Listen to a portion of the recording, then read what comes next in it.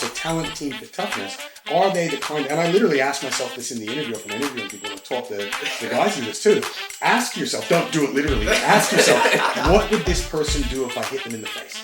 Oh yeah, we were gonna put a roast me option in the interview. So on their interview form, it's like I consent to be roasted, and then like at the end of the interview, we can just rip on them. I messages back, and he goes, "Oh, what's the salary? Like what? Like now I give you a chance." And this is genius. He goes, it's above award rate, but it can be 75K plus if you qualify for DECE, D-E-E-C-E in all caps.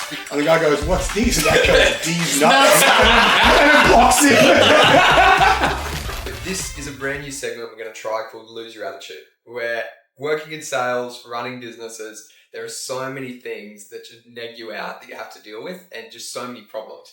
And this is where we talk about it and share that so that you don't have to learn it yourself. So we've got Sachin, we've got Barrett here. Sachin is one of our sales partners, works alongside us. Barrett is my business partner and partner of the Hero Channel here as well.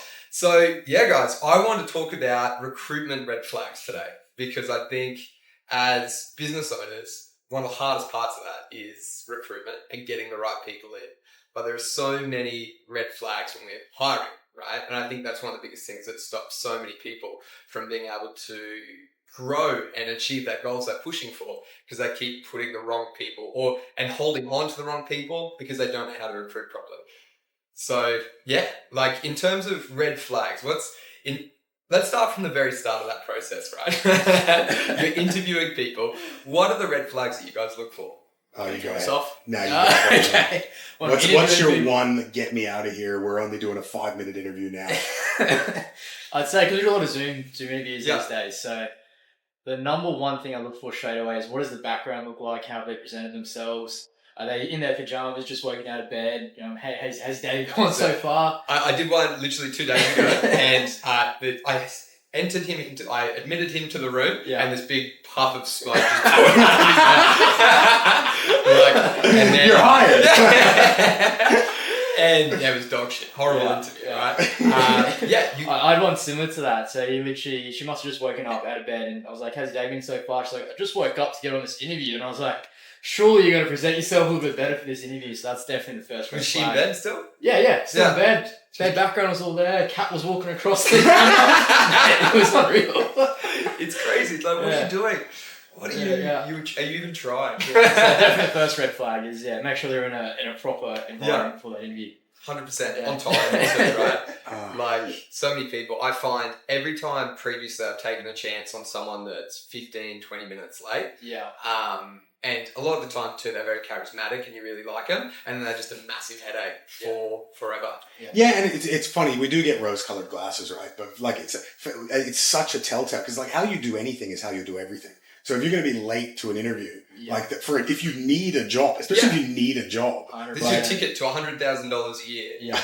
And you're late to it. You're missing the train. Makes no sense. Yeah. So being late, what else? So the one that I know right off the bat, and I try and ask questions because I've got the most vicious ADD, right? And I've got 7 good interviews in me, and maybe we do like 12 to 15 in a day. And I know that if I waste my energy and my dopamine on crappy candidates, I'm just gonna, it's gonna make me fumble the good ones later on, right? 100%. And so the very first question I ask, and it's very colloquial, and I just go, so what ideally are you looking for yourself at the moment? And what I'm actually looking for is an actual answer, because you'd be amazed at how many people go, full-time work, or right away, because obviously you need people that aren't negative. And you'll be like, so what ideally are you looking for? Oh, just anything but my current job. My boss is an idiot. It's like, you know what I mean? It's like, and I know right off the bat, it's like, okay, this is going to be a quick interview, and I'll just shave 3 of the questions off the interview sheet. So just that lack of actually wanting something out of it, really. Same with when you just ask people how their day's going. They go, oh, mate. You don't want to know. So that's the first thing I'm asking. First interview as well. Getting by. Like if they're making you feel worse in the interview, imagine what they're going to do on field with the staff. Like. Just ridiculous. And so many people like that. Like they're the people that make it through a screening call as well. You know what I mean? Surprisingly too, who gets through the screening call to.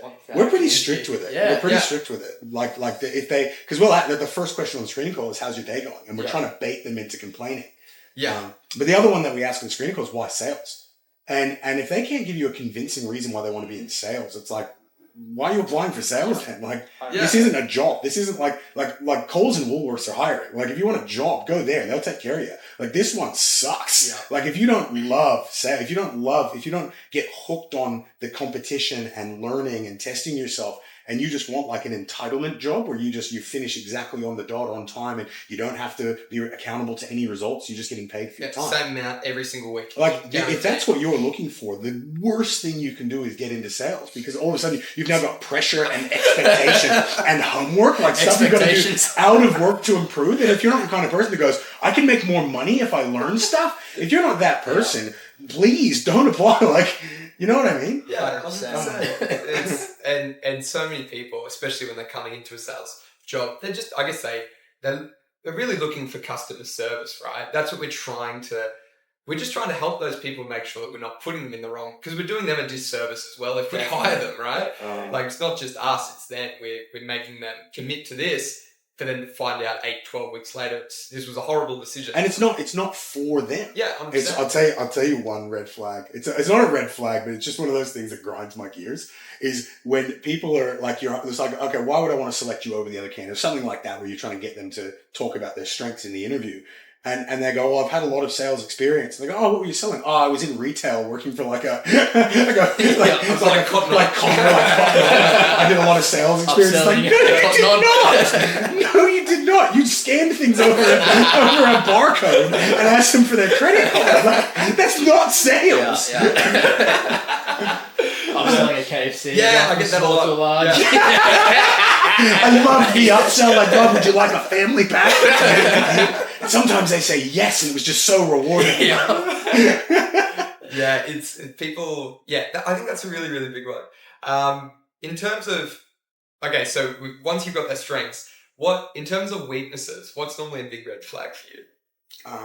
Look, within Australia, you under no circumstance can you, because of the Fair Work laws and discriminatory laws, if someone's got a mental health issue, you certainly can't discriminate on that. And we just, on the record, we don't discriminate in our hiring about that. But sometimes you'll go, what's your, and again, this is not a disorder, this is a trait, right? Where I'll go, what do you it's easy to talk about strengths in an environment. Can you tell us a bit about your weaknesses? And they go, yeah, I've got horrible social anxiety. Yeah. I get very uncomfortable talking to people. And it's like, you're applying for a face-to-face sales job.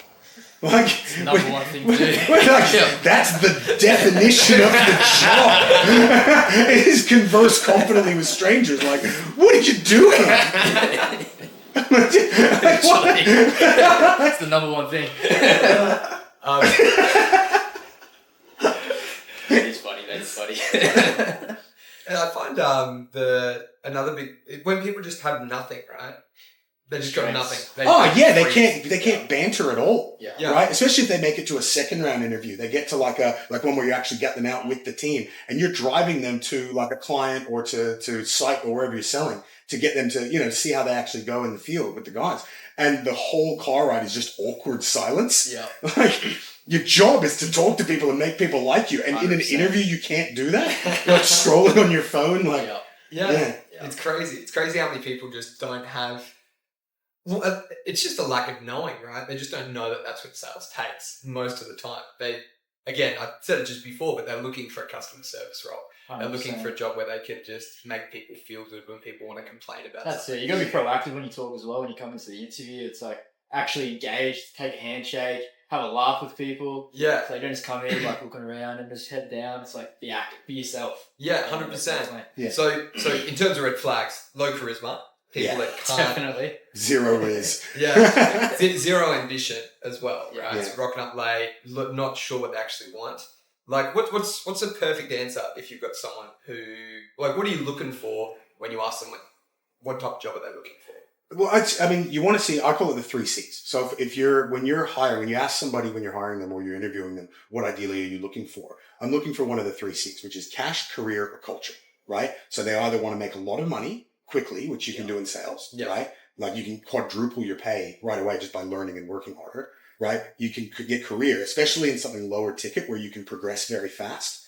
It's someone that wants to grow and can really see themselves running a team of 10 or 20 staff in the first year, right? And you've got people that really love the culture. They're just fun people, and they're just a great time to be around. And you can tell that they love adding value to a culture like that, as long as they've got the toughness, right? Because you've got the 3 C's of what they're looking for. But I also, when I'm interviewing, I look for what I call the 3 T's, right? 3 T's of hiring is talent, team fit, and toughness, right? So number one, exactly what we're talking about. Do they have charisma? Are they confident? Can they look you in the eyes and talk about themselves effectively, right? Are they, when you're asking their weaknesses, can they come up with something so you know they've got the humility to learn, right? Definitely. So that's the talent, right? The team fit is, do they fit your values, right? So for us, compassion is one of our top values, like, making sure we're not stepping on each other to get to where we want to go and everyone's got each other's back. Well, if someone is, it can't identify any weaknesses in themselves, or they just they're not engaged, they don't ask you any questions, that kind of might not be a team fit for us. But other teams might have a whole team full of wankers and they fit in perfectly. Yeah. So making sure they match your values and putting 100%. Questions in your interview that match the values. And then the last one's really important, and especially for sales, because the segment's called Lose Your Attitude, right?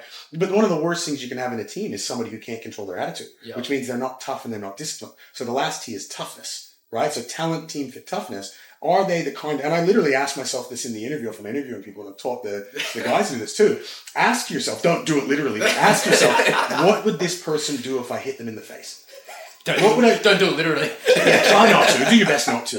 Right? But if I ask myself, it's like, if I hit this person in the face, would they hit me back? Yeah. Or would they cry? Would they run out? Would they, whatever? Like, it's a fun game to play in the interview, because you're like, because if the answer isn't they would arc up or they'd hit me back or there'd be a problem. Yeah. Why would you hire that person for a role that you have to be tough and you've got to be able to dust yourself off and not beat yourself up, and you've got to be able to be disciplined? Those, in order to keep that attitude, is really important. So those are the 3 T's I look for. Yeah, I was going to add to compassion, because a really big thing that I find that works with our culture, and especially our culture in our Brisbane team, is making sure that everyone loves coming to work. And the way that we build that's time. Right? So we do team nights, we have competitions, we send guys to Cairns, we send guys to Japan, we've sent people on a cruise together, we're about to go skiing over in New Zealand. We do all these things. So what I want to qualify in the interview is, are you looking for work-life balance? Because if you're looking for work-life balance, find another job. Go to Coles. Yeah, go to Coles. Go to Coles. So in terms of red flag, anyone that's like, had this guy yesterday, while ago. When this is coming out.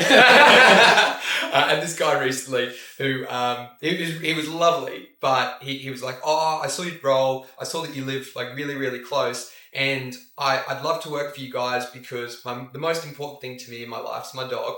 And I want to be able to go home at lunchtime to go walk my dog.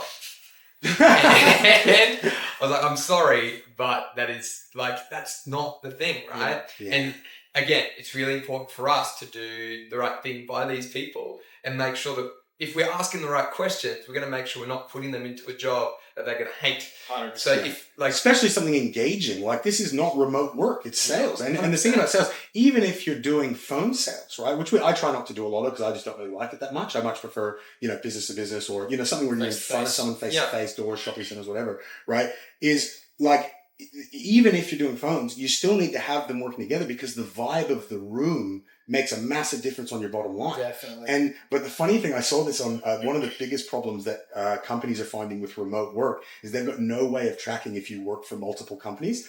And so there's people getting like 3 or 4 full-time jobs and just doing an average job of each of them. So they're getting fired in 6 months. Getting and they're just rotating the jobs around. Outsourcing it too, right? There was one person, I saw this literally, and I saw this on the internet. Someone got, he's figured out that most of the jobs you can actually do in 1 to 2 hours a day. And he just wanted to see how many he could have. Stack up. He got 11 full-time remote jobs, making $1.3 million a year. Whoa. And how do you track that? How do you track that, right? How do you know if someone's got multiple jobs? I mean, maybe you could check with the ATO or something like that. Yeah. But very, very interesting. And I've never been a big proponent of remote work unless you do something that only hires L type, like conscientious type personalities, because they don't need to be checked on. But that's only 1/4 of the workforce. So if it's like accounting or engineering, go for gold. Yeah. But for something where you need a culture and a vibe, like see you later. So any kind of like work-life balance, it's like good for you. If that's what you want, cool. But when someone says, and I guess it's a recruitment red flag for me, when somebody says, I want work-life balance, for me who runs sales teams, that's a red flag for me. And it's not to judge them. I don't think less of them, but I think to myself like, well, what you're saying is that you're happy with where you are in life. Or that your idea of progressing is, okay, maybe in 2 years you trade up to a job that you can make an extra $5,000 a year or whatever. And it's like, that's for some people, and they want to build up their annual leave and they want to go on holidays. And that's for some people, but it's not for people that want to be in sales. Correct. No way. Definitely, you know? definitely. I've got another one for you, and this one's controversial. Oh, good. People asking what the base is. Here's why, like when they ask for the base, why that's a red flag for me, right? Is like I said, there's people that want to just trade up their base by $5,000 or $10,000 at a time, and it's like, okay, good for you, right? But we clearly say in all our ads that the on-target earnings are a certain amount. And different story if we didn't have a base. And I know not a lot of sales, not every sales company is has an employment model where people actually get a salary, but we do. And so if we tell you there's a full-time salary with between 50 and 70K, right? But your on-target earnings for your first year is 75 to 95. Why do you need to know what the exact base is if I've already told you what you can make if you don't suck? Yeah. Do you know what I mean? A better question to ask rather than what the base is like, what's the commission structure, what's the bonus structure? Yeah. And then it shows that you've got to drive to want to earn more. 100%. And then you can also find out what the base is as well. Yeah. Of course, it's going to be a base. So For sure. Yeah. What's one more red flag that you see through any part of the pipeline? any part of the pipeline at all. I feel like when they start shit talking every other person or every other employee that they've previously worked with, definitely. In terms of, I don't know, what other red flags I see? When they first come in for an interview, depending how they're actually dressed face to face, that's another red flag as well. It's dress standard. Dress standard, yeah. What about like backpackers? Every so often you get a backpacker that just doesn't have a suit. Do you Not really. Depends how they present themselves too, because they come into dirty Converses or something like that, and it's obviously they haven't put too much time and attention into how they dress. We haven't had, and we never had a really good back. We've had a few good ones, but like there with with our company with backpack, like why you should be careful hiring backpackers, right? Is they can be really good because normally they're overqualified and super driven, right? And they're leaving a country, especially if they're leaving like the UK. Normally they're leaving because everyone's negative there. Yeah. And so they want to come to somewhere positive and where they can really be themselves. Yeah. And there's all that allure, but the problem is it's a false economy because come Christmas every year, you're going to lose half of it. So we cap it. We actually say we're only allowed 10% of our staff in any one office is allowed to be a backpacker. They're also on a working holiday visa, right? So they hit a holiday. Yeah. A lot of the time as well, right? They hit a work, but that priority is come over here, have fun, and make the most, like, as if you wouldn't want to, if you're from the UK, as if you're not going to want to travel around Australia. Yeah. You're not going to want to, I think another red flag too is perfectionist. Yeah, I think we've spoken about this this. before, right? You said I wouldn't hire you when I said that. Literally. Yeah. When people say I'm a perfectionist. Do you see that as a red flag now? Definitely. Why? Yeah. Because I had someone come in saying they're a perfectionist, took me out onto field doing, obviously door this at this time. And they go, I'm like, how do you deal with challenges and things like that? They go, look, if I have a challenge, I'm going to write it all down because I'm a perfectionist. I'm going to make sure that I get it right the next time. But what made it a red flag was the fact that they brought up previous work experiences and how they were shut down from how they try to come across with a better way of doing things, right? Yeah. But it was a red flag because they completely shut down their own employee and they left on the day. Oh, okay. Yeah. So that's one of the red flags. I think why perfectionists are red flags, right? Sometimes, not every time, but it definitely, puts you a little on edge, is because to say I'm a perfectionist means I'm afraid to be judged, right? Someone being a perfectionist means they're somebody who tends to feel a lot of guilt. And if they don't do something right, because guilt is just a brain's process of trying to have some sort of agency or control of something of the past that you can't control. That's why people feel guilty, right? And normally you'll get like owl-type personalities, like, conscientious people will be very prone to that. People that are a bit more introverted, they play stories over in their head a lot more. But the problem with that is when they say I'm a perfectionist, what they're saying is I like everything to be perfect. And in some jobs, you want that. I'd love to have a doctor who's a perfectionist. I'd love to have a dentist. Surgeon that's perfectionist. Yeah. But the problem is in something like entrepreneurship or marketing or sales, where it's so volatile and you got to be able to be resourceful right away. You don't have time to get it right. Yeah. You got to fail. And you got to be comfortable failing. And when someone says I'm a perfectionist, what they're really saying is I'm scared of failure.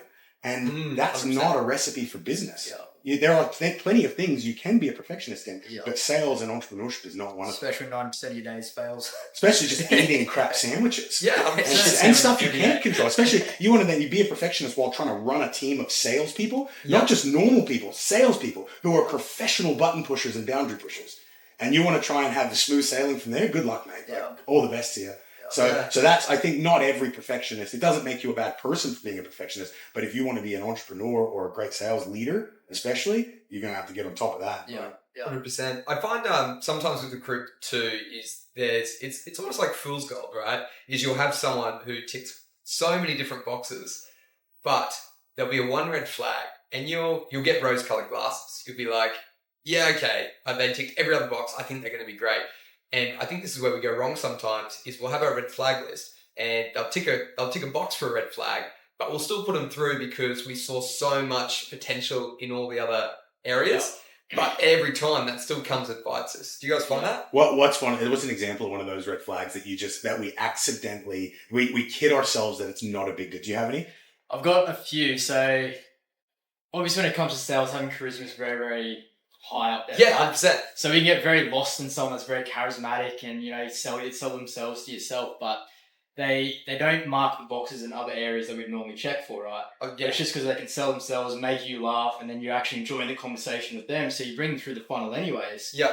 And you end up wanting to recruit them, get them part of the team, but then they just end up ghosting you because they didn't actually tick the rest of the boxes, right? Yeah. They weren't going to be hardworking, they didn't want to drive. They showed up late to their interview. That's it. All those little things, but because they're so charismatic, we just get lost up. What are some more of the red flags that when you put rose-colored glasses on, like when you really you need a rep. Yeah. The guys need to see some growth in the team, and someone ticks enough of the boxes. What are some of the other ones that we just accidentally forget to pull ourselves up on? If they're very charismatic, sometimes when they say, I like to get on the piss with the boys on the weekends. That's something. Like discipline, right? Discipline's really, really low. Yeah. Charisma's really, really high. They're the people that don't show up on Monday. Yeah, exactly. I got two that I can hit me. I got two red flags I usually I'll accidentally overlook. Right, number one is if they're gamers.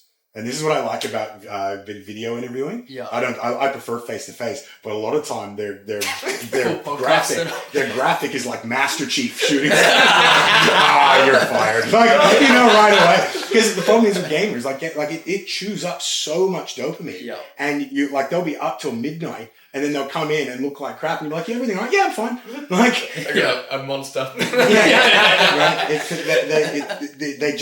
Generally it's a sign, and it's not every time, but it's definitely been a red flag. The other one that we always screw up on is age. Right? Anyone look, there are outliers, and we've had some really good younger staff, but anyone under the age of 22, right? They've just never done anything hard before. Yeah. And so when they encounter the difficulties that often come with sales, they just panic in their whole, and they're not used to things going wrong. So one will get a message, a long marathon message from his girlfriend in the morning because he forgot to put the seat down, and his whole day's ruined, and he goes and gets one sale, and it's bro, come on, what do you mean? And that I find there's a direct correlation with age. It doesn't mean we don't hire younger people, but we are much more stringent on, are they disciplined? Yeah. Because attitude control and discipline are entwined. 100%. Definitely. Yeah. Young people, we've got to really make sure that they're ticking all the boxes. Yeah, definitely. Just test the discipline. Yeah, cool. And have you, in terms of people that you brought in, right? Because there's different stages. We have people that we get the rose-colored glasses, we take them on, and then they don't show up. How about long-term, toxic people that you've hired? What are the toxic traits? What are the red flags that you should have seen at the start, or you didn't ask the right questions, so that 3 months in, this person has come in and that rotten apple just destroyed the team? Yeah, because you let them into the team. So what are red flags of somebody currently in the business that make you go, oh, I got to get on top of this kind of thing? Or looking back, I wish I'd noticed. The red flags probably were there at the start, right? It's very similar to what you said about, you were talking about people charismatic, but discipline's really, really low. Yeah. Or people talking shit about their previous employer. Yeah. That's a massive one, right? Because they're definitely going to come in and talk shit about you if you hire them. 100%. Yeah, sure. Definitely. So, does that come to mind for you? There's one. I don't know how controversial this is. Go for it. Health concerns. Yeah. So sometimes I turn a blind eye towards health concerns, right? And someone obviously with the work environment that we do, it's got high stress levels as well. Yeah. So maybe a month down the track, 2 months down the track, they might have killed it for a certain amount of time, but then they start going down a bit of a spiral, and all of a sudden, every health concern that they previously mentioned has just comes up. Yeah, 100%. It just comes up, and I don't know the science behind how that actually works. Or well, something really funny happens when people book interviews as well. The chances of something like a family member dying seems to the amount of dead grandmas. When just before an interview, the morning of an interview, it's crazy. What are the odds? It's crazy. The amount of people coughing up blood that day. Yeah, 100%. That's something that we do it because we obviously our hiring standards gotten a lot better. But back in the day, Rory, who runs the Gold Coast team, because you get people say I'm throwing up blood or coughing up blood, that current staff that just don't want to come in that day, and they know that if they just say they're not feeling well, you'll objection handle them back into the office, because you need people showing up in the team, because otherwise you get a culture of absence in the team. You don't want to put too much pressure on people, but so they'll always go extreme. And one thing that we started doing is offering to call them an ambulance, really seriously. So someone said, "Oh, I'm coughing up blood, bro." We would be like, "Oh, what's your address, bro? We're sending an ambulance now. I'm on the phone to him now." Normally that person's not going to last that long anyway. If they're lying to you, you're going to have some fun with it. But we really used to just, if they're going to hit you with something like that, let's have some fun with it. Yeah, definitely. Yeah, recruitment's so silly. Just you are just consistently weeding out people that lie about stuff as well, right? Or that they don't look into it enough. Right, this was probably one of my favorite recruitment things we did, because normally you want to really be careful of your brand and make sure you're getting good reviews and make sure all that kind of stuff. And we just had one guy he'll remain nameless, but Zach wanted to get in touch with him to do a screening call. So we hadn't even determined he was good enough for the job. Yeah. And he messages back and he goes, "Oh, I didn't realize you guys were a pyramid scheme. I'm not interested." And I'm like, we pay a base, a pyramid scheme. You have to pay to be part of it. We pay a salary. We just have a company structure with managers and people under the manager. What do you mean? And Zach just said it to me, and I said to him, I'm like, "You know what? Say whatever you want. If we get in trouble, it's on me." And he messages the guy back, and he goes, "It's a salaried position, doofus." And the guy messages back, and he goes, "Oh, what's the salary? Like what? Like now I'm gonna give you a chance." And this is genius. He goes, it's above award rate, but it can be 75K plus if you qualify for DEECE, DEECE in all caps. And the guy goes, "What's DEECE?" And that goes, "D's nuts," and it blocks him. I was always wanted to, we did get some bad reviews from it. I just always wanted to do that. I'm just so happy about it. Worked out perfectly. D's nuts. It's crazy. I do wish we had more fun with it all the time, because so many just stupid stuff. Here's what I've been thinking about doing as a business as well, and I don't know the legality behind this, but I'm thinking that we should actually have a biannual fight night, where anyone else in the team, if you got beef with them, you can just have a sanctioned bout. In the ring. If it's legal, I'm all for it. I feel like a lot of people will solve their problems beforehand, but I want to start doing, and this is why I'm glad that we're diversifying with our clients and we're starting to come up with our own products and our own brands, because I would love to just uncork and let my imagination run wild on what we could, what we're actually allowed to do as a business. I really like your idea of people giving people a consent form to sign when they apply for the job, that we can rip on them if that. Oh yeah, we were gonna put a roast me option in the interview. So on their interview form, it's I consent to be roasted, and then at the end of the interview, we can just rip on them. And that's the final sign. 100%. Yeah, if they let's see if they can handle me. Let them rock up late. What the fuck are you doing? That would be so much fun. Nice shirt. Where'd you get a Victoria's Secret? So I'm not built for compliance. No, but that's why we have people. That's why we have operations managers in the business who it's there's one of the coaches in the NFL. He has someone whose whole job, because you get in trouble if you go onto the field, and the guy gets paid specifically just to pull the coach back off the field, because he just can't help it. Yeah, it's the 49ers coach. It's the Jets coach. And I feel like with me as a leader, we need people like Patrick's and Courtney's in the business who can just see that I'm going on field and just pull me back. That's illegal. The last thing I want to talk about, because I think that's awesome. There's so many great ones there. In the business that we work with, Sash, we had an acronym, right? Yeah. Because what we're trying to do, we were trying to come up with values that we thought that really made the team who we are, which was the winners acronym. Yeah. Right? Do you remember the winners acronym? Of course. Yeah. What is it? Work the urgency, every second counts, integrity is not optional. No pointing fingers, own everything, never give up, level up, find a way. Everyone on the bus has a ticket. Right choices over easy choices. Stay hungry, stay humble. How good. What a guy. You did better than I would have. Culture. But what I love is the losers acronym. The losers. I haven't internalized that one, but I do actually. Let things easily affect you. That was one of them. Yeah, so these, and I think that's good because that actually kind of answers the previous question, because every one of these is like, if they go against our values, that's a red flag, right? 100%. And so what are the kind of things, what are the types of people we don't want in a sales team and that we need to address at the very least? So, 100%. So what's L? So L was let things easily affect you, Yeah. right? Which is exactly, we were talking about that before, right? That was one of the red flags we were talking about. Let things easily affect you. Yeah, so let's things easily like easily affect you. perfectionism and... Well, rattle them all off and let's talk about Okay. it. So the biggest red flags you want in a team that'll hurt your team culture, what are they? Yeah, so let things easily affect you. Over-emotional, reactive, not proactive. Slow-paced, always procrastinating. Entitled, thinking you're above the rules. Rides the bus without a ticket. And self-sabotage, victim mentality. Yeah.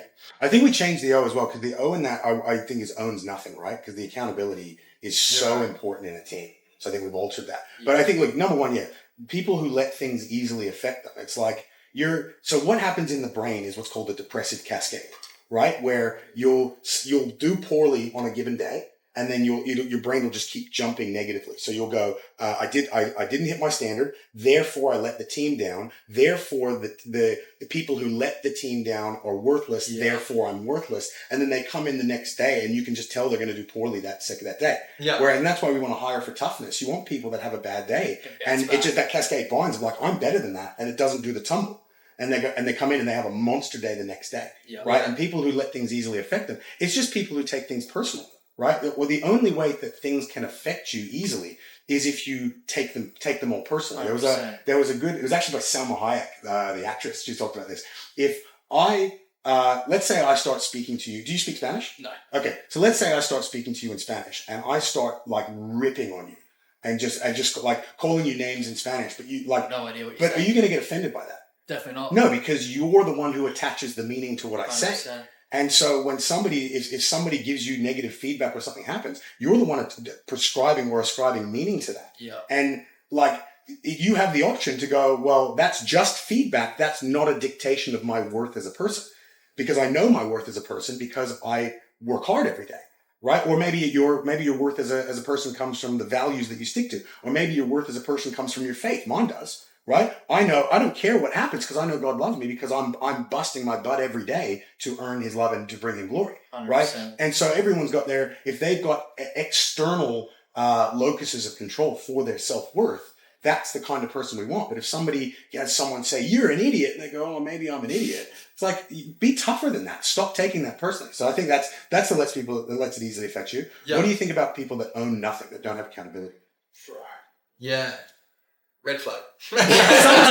Sometimes, right? And I'll tell you why. Because Good point. Occasionally you can get semi-narcissistic killers, like pace setters, that they're going to be a headache. You're going to have to get on them for their quality and their compliance all the time. They're going to push your boundaries all the time. Yeah, that's Sean. That was Sean. Yeah. And like I'm happily talking about this because Sean grew up in a culture where you weren't meant to own. Like he grew up. They don't say sorry in PNG. Yeah, the part of PNG. Yeah, 100%. So he was so talented, and the biggest thing that he had to learn to be able to get better was accountability and to own things. Why do you think accountability matters when it comes to becoming a good leader? Well, when you're a leader, you have to own everything, because if your team goes in the wrong direction, it's always on you. Yeah. If the team's not selling, well, maybe you haven't done the right sales training to begin with. So If you're constantly putting the blame onto your team members, they're just going to constantly feel shit about themselves, and then they go down that negative spiral. I also think as well, like if you don't take accountability, then it's out of your control. Correct. It's not your fault. You can't change it. Yeah. Right. Yeah. And this is I try and teach people the difference between fault and responsibility. Right. Like if somebody puts a baby on your front porch, that's not your fault. But it's damn sure your responsibility, right? Yeah. And so, maybe even it's reframing it to responsibility. Yeah. But if something goes wrong, you find a way to blame yourself because number one, you can't control it if you don't. Number two, you can't learn from it and grow from it. Yeah. So, but I do think with those, because they're so allergic to accountability, those pace setters, and every sales owner, would experience this. How funny is it confronting a pace setter with a compliance breach or a quality issue? We were just talking about this before. Because you end up with like a customer clearly like didn't realize it was ongoing and something like that, and they're like, "How did that happen? I'm so confused. What do you mean? How did that even happen?" And you're gonna like placate them like, "Oh yeah, sure you don't know, bro." They hit you with the Will Shatner from Star Trek meme where they're like, "Your quality went 20% this week," and they go,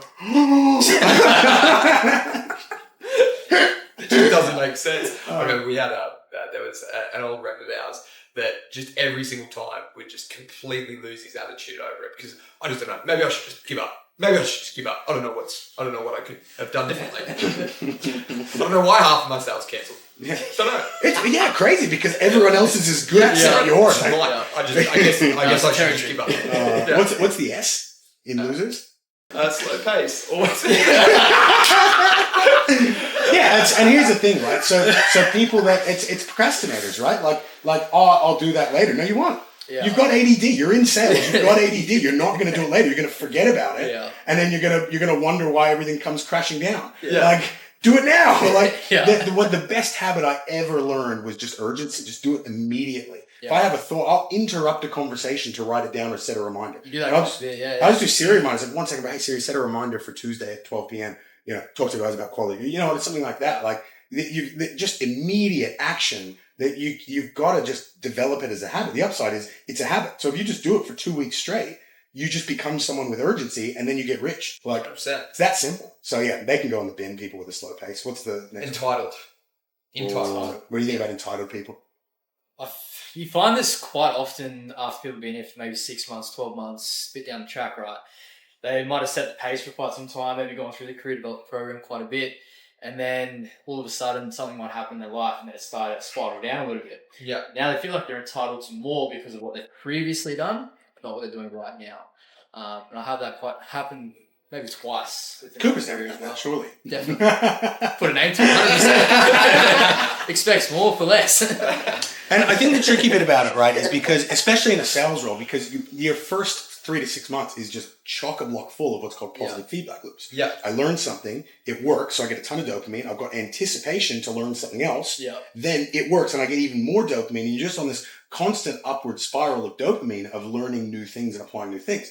But eventually they get consistently good. They run out, they hit a really high PB, and that it's unlikely they'll get another personal best at that level, or it'll take a lot of effort. And all of a sudden now they stop sharpening their skills. Yeah. And it's like if I was a professional fighter and I had to throw a really good 1-2, I've got a great jab, got a great cross, that's basics. I don't just all of a sudden stop training my jab and only train spinning wheel kicks and tornado kicks and Superman punches. Like you still got to train the basics. And I think where a lot of the guys will lose their edge is they stop learning skills because they think they know all the skills, but that's what keeps the job fun.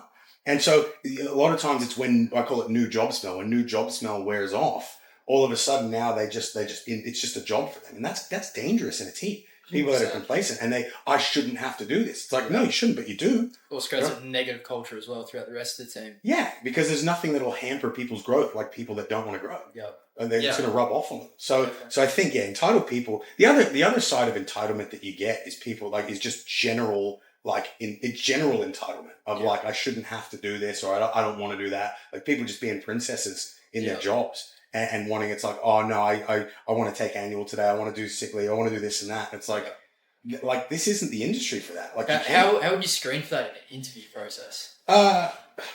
Normally they're going to show that to you. Normally they're going to, like we said, they're going to ask what the base is. They're going to talk about work-life balance. They're not going to, if it's the kind of person that really wants to grow and level up and and they're competitive and they like making money, they don't mind extra work because doing less is not a value for them.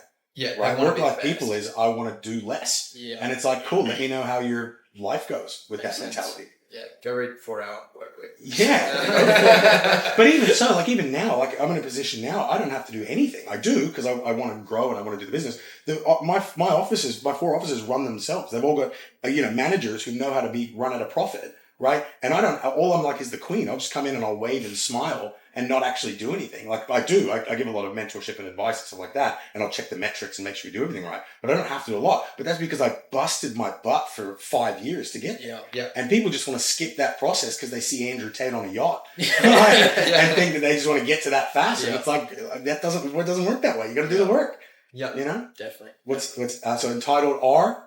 R is rides the bus without a ticket. Rides the bus without a ticket, right? And obviously, depending on the company, it's what is the ticket, right? For us, your ticket is your results, right? If you can't be part of the vibe if you're slowing everyone down, if you're being the anchor. 100%. Every day you got it's rent's due, show up. I think the big thing with results is it's that input focus, right? Focusing on the things that make results happen, not the things that make results. The education, the work ethic behind it. Yeah, because we'll fight to keep people who work really, really hard, are putting the energy in, they're working harder than everyone else in the room, but maybe they're just not there yet. We'll give those people more of an opportunity if we can see that the input's there.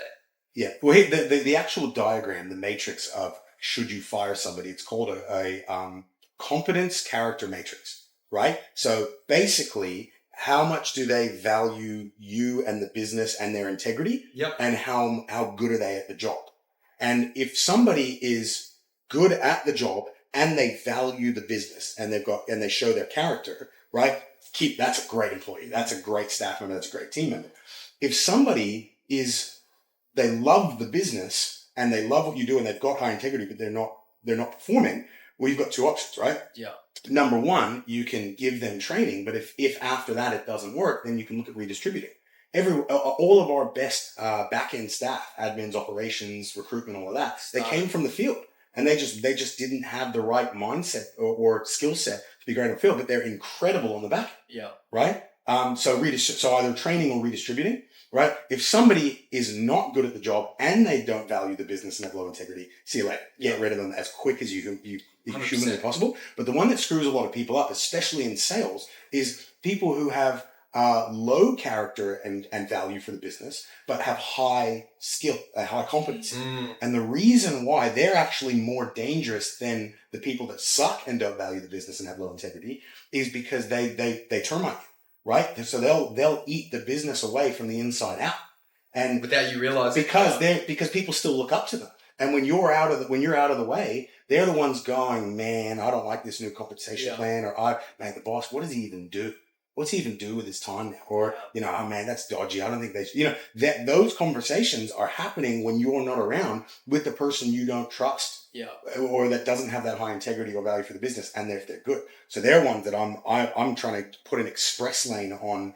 I'll have the conversation with them first and go, look, I'm worried about that you're going to hurt the team the way you carry on, and I'll give them a chance to fix it. But if they can't, I got no problem getting rid of someone. And I think that because if you're as a sales or if you run a sales team or you run a business, if you back your ability to recruit and train, you don't get held hostage by those people. You don't get fear of loss by pay setters. Yeah. I can fire a pay setter tomorrow. Let's bring someone else in. And because I know it's going to take me 3 weeks to find another them, to make another them. Yeah. And I think a lot of businesses, especially lazy businesses whose mentality for training staff is let me just hire a bunch of people, throw it at the wall, see what sticks. They get a lot more fear of loss and they end up having a worse net product because of it. Yeah.